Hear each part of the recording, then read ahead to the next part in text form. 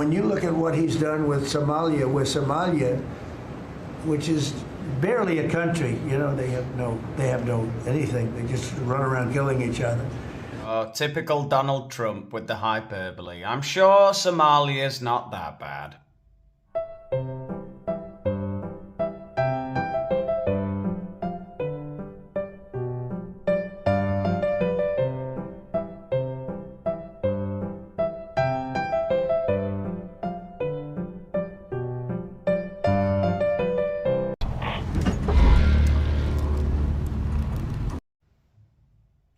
Well, alright, just because Somalia is ranked 192 out of 193 countries on the Human Development Index, what does that even mean? You know, who do you think wrote the Human Development Index? The West, that's who. And to be frank, I think here in the West, in Europe, in America, we've got our priorities all upside down, you know? How do you think we're measuring the Human Development Index? Life expectancy, education level obtained, standard of living, whatever that's supposed to mean. You know, you don't have to have some six-figure job on Wall Street. You don't need a fancy pants college degree. You don't need to be living forever, like way beyond your mid to late 50s. All right? Relax. We could take a leaf out of Somalia's book. When I watch what is happening in Minnesota, Somalians ripped off that state for billions of dollars. Billions. Every year. Billions of dollars. And they contribute nothing. We want money. They contribute nothing. There you go again. Typical American. Money is always the bottom line. What about all of the cultural enrichment that the Somalis have brought with them? The unbridled joy of the Somali community. What's it like being a Muslim here in the United States? I'm not speaking English. Can I ask any of you guys some questions? No? Speak English? English no. No? Do any of you speak English?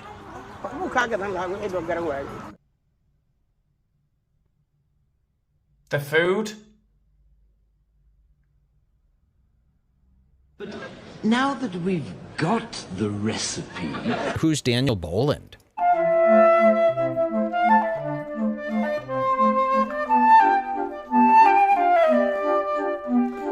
Oh, Daniel Boland, this is a heavy hitter. Do you guys know who this is? And they contribute nothing. The welfare is like 88%. They contribute nothing. I don't want them in our country, I'll be honest with you, okay? So for once, I'm going to say this. I do understand why people believe that the president of the US should not be singling out a group like the Somali community in Minneapolis and saying he doesn't want them in the country, and that's kind of incendiary rhetoric and it's not very statesmanlike. You know, we shouldn't be pitting groups against each other. We would say, oh, that's not politically correct. I don't care. I don't want them in our country. Their country is no good for a reason. However, I have to say this. A lot of people, while they have those legitimate criticisms, there are a lot of people who, while they're sat there clutching their pearls because of the politically incorrect tone of Donald Trump, what they don't seem to understand is how many people in places like Minneapolis are living with the realities of what's going on around them. And they're saying stuff like that in their homes. There's a Somali gang war going on here inside of these apartment complexes, apparently. I think we just went upon a gang, and I didn't know that they were a gang. And right now, he said, you better leave, and we're gonna make sure you get out of here. So right now, there is somebody following from behind, making sure that we get out of this place. Not the most friendly welcome here into this part of Minnesota. When we're pressed on it in public, a lot of us aren't brave enough to say what we're seeing. But in Minneapolis, a city of just over 400,000 people, there is now a Somali community of around 85,000. And of that population of over 80,000 Somalis that are living in Minneapolis, around 42% of them weren't even born in the US. And around half of those foreign-born Somalis have come into the US in the last 15 years. What does it mean to you to be a part of Islam? I don't know, I'm not speaking English very well. And that's not a thing that's always been there. That's something that came following the Somali civil war back in the early 90s. So if you go back to the mid-80s, there are a few hundred Somalis in Minneapolis. Now there are 80-odd thousand. You can see in the video clips we're going to see later that they are not integrating a lot of them. Do any of you speak English? English? No. Can women speak to on camera? No. I don't think so. It's because the religion. They're not speaking the language. They're not working. Donald Trump saying they contribute nothing, he doesn't want them in the country, is, I agree, incendiary rhetoric. It's perhaps not the best idea to say stuff like that. But it is exactly what made Donald Trump popular. He's saying stuff that real people really think and really feel and have a legitimate reason to feel. And what he says gets worse, by the way. It doesn't get better from there on in. But we're going to take a look at the reality of Minneapolis, and you'll see why he's saying that and why people living there feel the way they do. Their country stinks, and we don't want them in our country. I can say that about other countries, too. We don't want them to hell. We have to rebuild our country. You know, our country's at a tipping point. We could go bad. We're at a tipping point. I don't know if people mind me saying that, but I'm saying it. We could go one way or the other, and we're going to go the wrong way if we keep taking in garbage into our country. Yeah, I told you it didn't get any better. But look, you can sit there hyperventilating over the president's choice of words. I agree, it's not great to describe any group of people, no matter where they come from, as garbage, right? Just writing them off like that.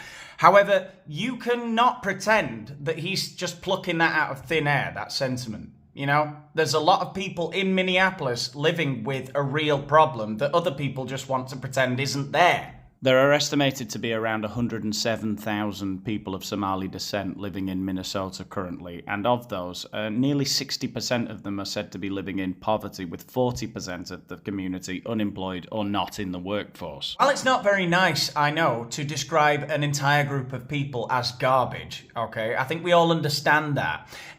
We also have to understand, imagine you're a Minnesotan in your 50s, you know, you grew up in the 70s and 80s. And then it will feel like overnight 100,000 people have come into your small state, into your towns, into your cities. They're not speaking the language. They're not working. And that brings a whole lot of fucking problems with it. You have to try and understand that that is a real problem too. I'm from Minneapolis, and Somalians are just part of the culture here. As far back as I can remember, I've always seen Somalians. And in these past 5 years, the population increased so much. It went from seeing them to them feeling like the majority a lot of places that I go. And also over the past few years, I've noticed that I see a lot of them with new cars. So I'm a handyman, and I worked on a lot of Section 8 housing to make sure they're up to standard. And one thing I've noticed when I go see Section 8 houses, one, it's usually a Somali family. What I mean, usually it's 9 times out of 10.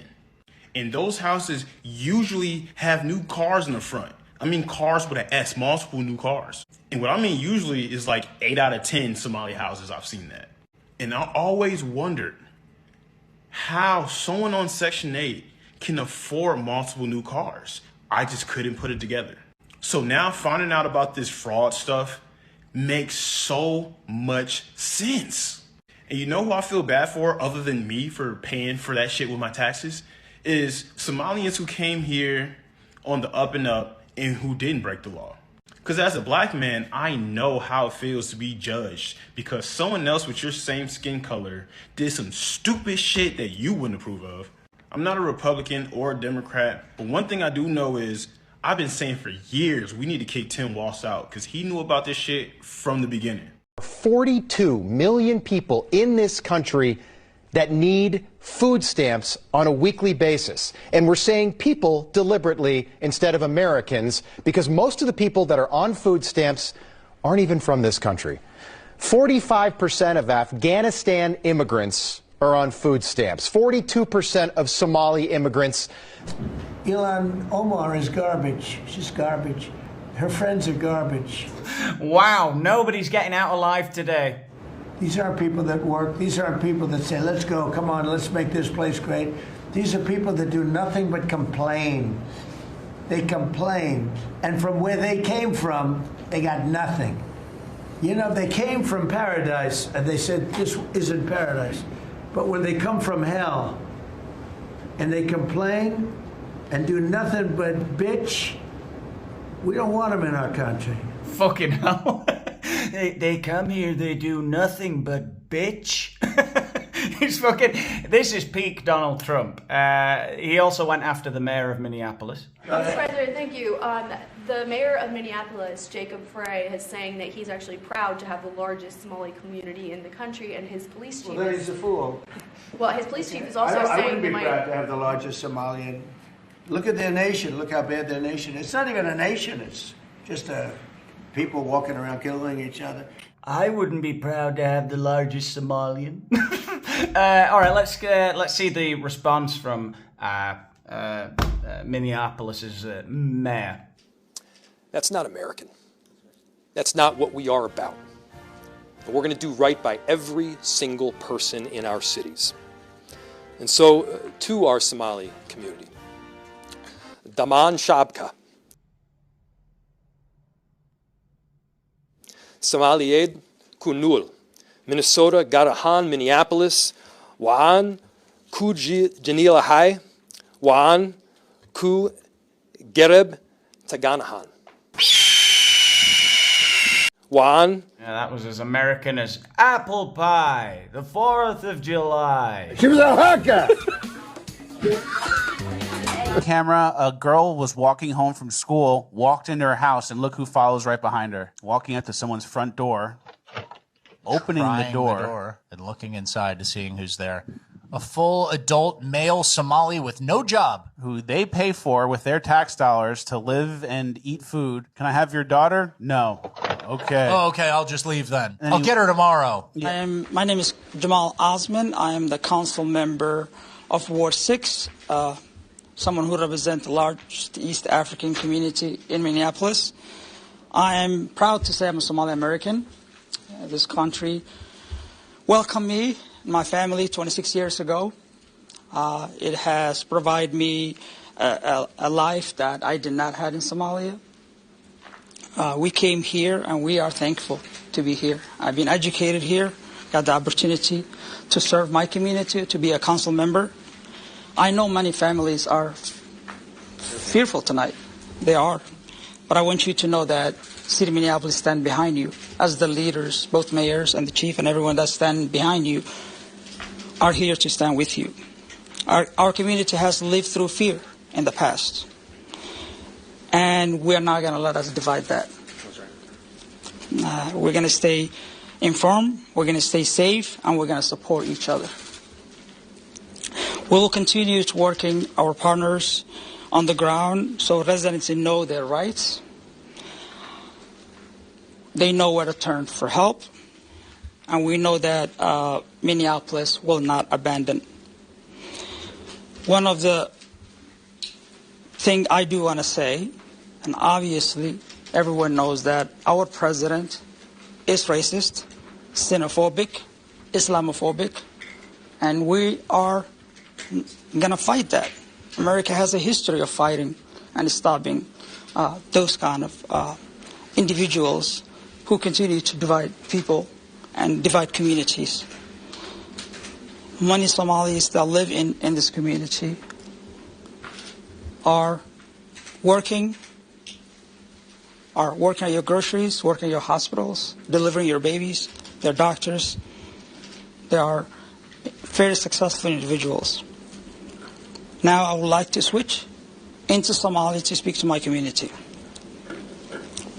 I'm guessing the irony is lost on Mr. Osman there, that he's talking about what a big contribution the Somali community make to Minnesota for about 5 minutes there, and you know, all the doctors and astronauts that have come from Somalia to work in the US, to live the American dream. And then says, now I'm going to switch to Somali so they can understand a fucking word I'm saying. I've said several times throughout this video, I don't think and I don't agree with demonizing a group of people, and I do feel sorry for Somalians who go over to America or come over to Europe who are just looking for a better life for themselves. There's a part of me that feels sorry for those people, but far too many of them are not doing that or can't do that. In the case of Minnesota, there's 100,000 people of Somali descent there. They've come in the last 35 years. There were none before that. They've come in the last 35 years. They're all coming from the same little corner of Africa, where their own unique monoculture.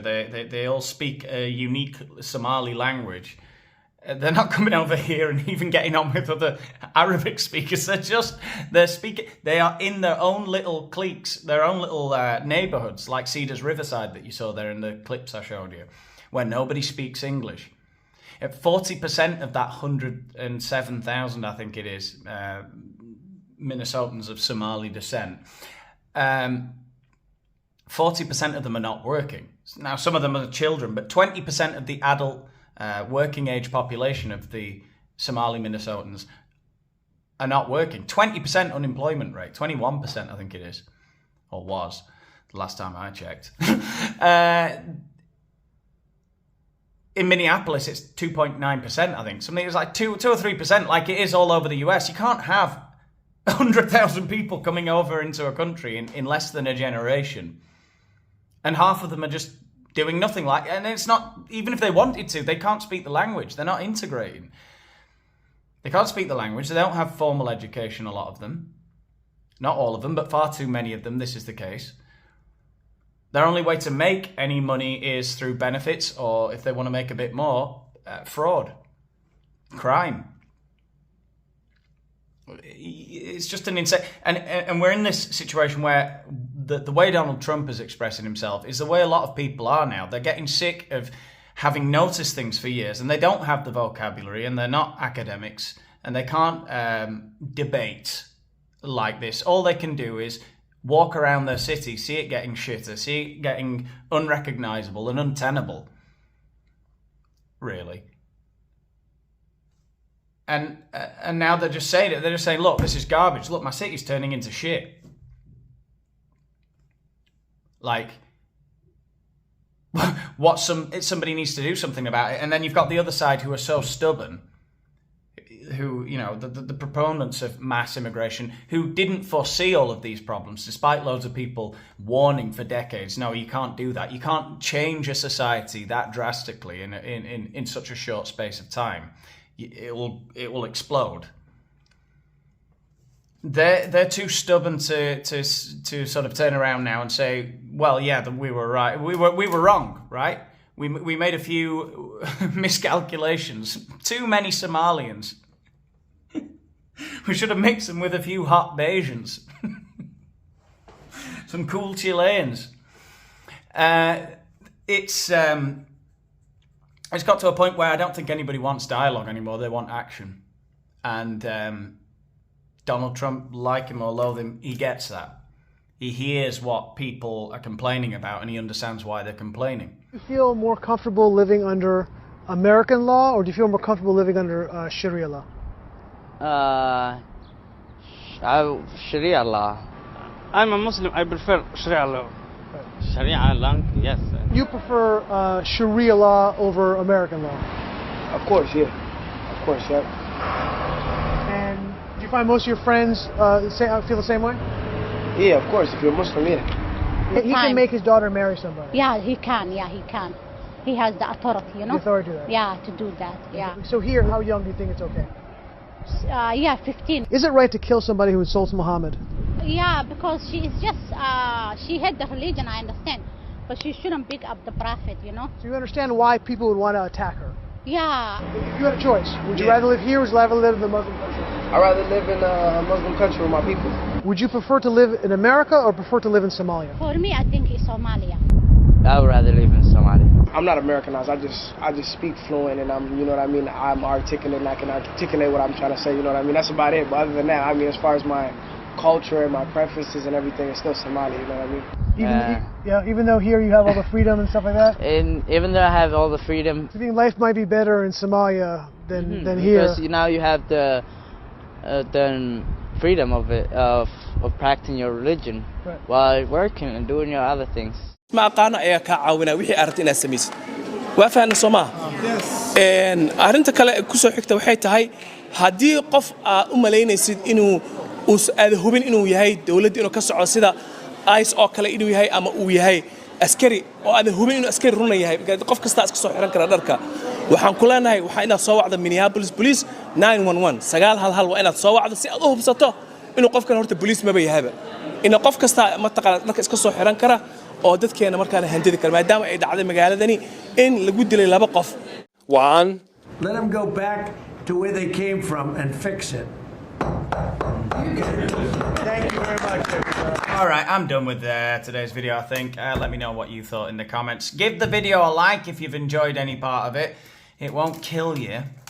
Leave a comment, let me know what you think, I guess. And subscribe to the channel if you haven't done so already. Follow me on X and on Instagram. The links are under this video. Join my Patreon to get some access to some exclusive videos and help out with the channel even further. You know, help me keep this thing going. All right, and I'll leave you with the outro. I'll see you in the next one. Well, London was like all white. Yeah. Yep. It was. You know, so can we just celebrate that victory that we made a place more diverse and not, you know, you never get a pat on the back. No. The people who like achieve, I feel like in that area, there's only like, there's more to do. Of course there's more to do.